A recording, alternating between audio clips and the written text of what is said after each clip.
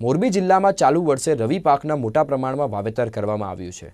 જિલ્લામાં વધુ સારો વરસાદ થવાથી હાલમાં મોટાભાગના વિસ્તારોમાં પાણીની સગવડ હોવાથી આ વર્ષે વધુ રવિ પાકનું વાવેતર થયું છે। મોરબી જિલ્લામાં અતિવૃષ્ટિને કારણે ખેડૂતોને ખરીફ પાકમાં મોટી નુકસાનીની સહન કરવી પડી હતી, ત્યારે આ ખરીફ પાકની નુકસાનીને રવિ પાકમાં સરભર કરવાની ખેડૂતોમાં આશા જાગી છે। દિવાળી બાદ ખેડૂતોએ રવિ પાકનું વાવેતર કર્યું છે। અત્યાર સુધીમાં મોરબી જિલ્લામાં 80,000 હેક્ટર વિસ્તારમાં રવિ પાકનું વાવેતર થઈ ગયું છે, ત્યારે મોરબી જિલ્લામાં રવિ પાકના વાવેતર માટે ઉજળા સંજોગો દેખાઈ રહ્યા છે।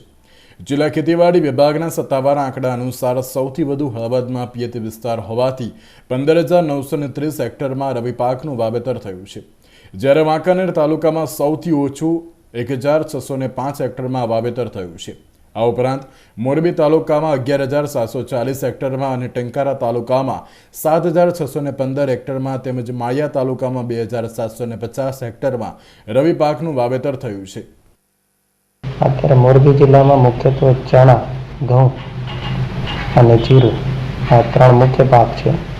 બીજા રાયડો, લસણ, ડુંગળી આ રીતે બધા પાક કરીને લગભગ 80,000 હેક્ટર વિસ્તારમાં વાવેતર થયું છે।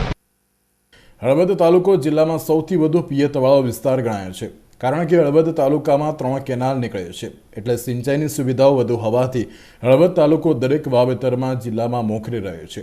હજુ જિલ્લામાં રવિ પાકનું વાવેતર પૂરજોશમાં ચાલી રહ્યું છે। હજુ અમુક જગ્યાએ ચોમાસામાં વાવેલા કપાસ સહિતના પાકો ખેતરોમાં લહેરાઈ રહ્યા છે। આ પાકોના ઉતારા થયા પછી જ બીજું વાવેતર થઈ શકે તેમ છે। Melon Nanak, Narmada news, Morbi.